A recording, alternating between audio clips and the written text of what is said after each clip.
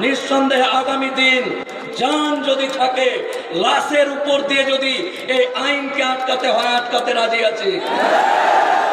কোন কাহিনী চলবে না। অনেকেই অনেকেই অনেকেই বলছে যে মুসলমানদের ইঞ্জিনটা খুব ঢিল, এদের হর্স পাওয়ার খুব কম, ফুট ফাট মানে ফুট করে উঠে ফাট করে থেমে যায়।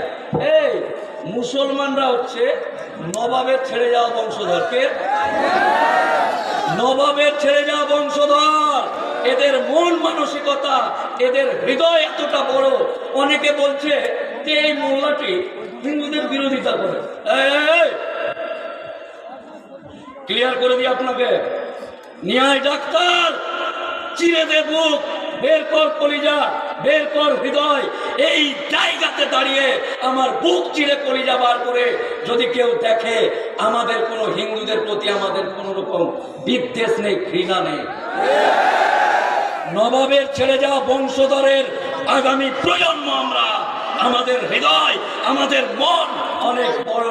নিঃসন্দেহে আমরা সকলকে একসাথে হৃদয়ে নিয়ে বসবাস করব। কেউ যদি এটাকে দুর্বলতা মনে করে হৃদয়ে থাকতে থাকতে মাথায় উঠে নাচতে চায়, এমন ঝাঁকি মারবো সমুদ্রের গভীরে গিয়ে পড়ে যাবে। হৃদয় অব্দি ঠিক আছে, ভালোবাসা অব্দি ঠিক আছে, বাড়াবাড়ি যদি হয় আর মাথায় উঠে কেউ নাচার চেষ্টা করে, আগামী দিন মারবো ঝাঁকি, গিয়ে পড়বে সমুদ্রের গভীরে। আগামী দিন এই জিনিসগুলোকে সুন্দরভাবে, এটা একটা বড় আন্দোলন কিন্তু ব্রাদার। আজকে মিনাখায় আসলাম, কালকে গিয়ে হ্যাঁ ওখানে ভালোই লোক হয়েছিল।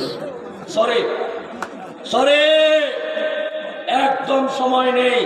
এই বড় হৃদয়ে জায়গা নিতে নিতে ইসরায়েলের কাছে, প্যালেস্তিনের কাছে যে খবরগুলো জানেন, যে ভিখারি ভিক্ষা নিতে এসে প্যালেস্তিনের মতো জায়গাকে দখল করে নিয়ে বলছে এটা আমার বাড়ি।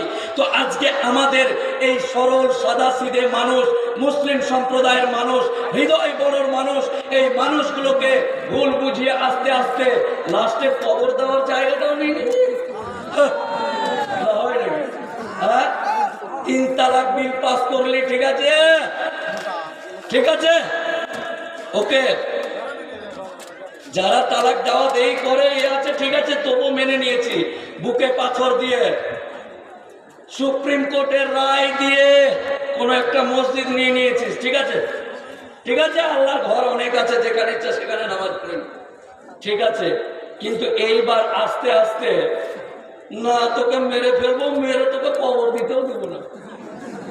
কত লোভ, লোভ অতি লোভে তাঁতি নষ্ট। এই তাঁতিকে নষ্ট করেই ছাড়তে হবে, বুঝতে পারলেন না?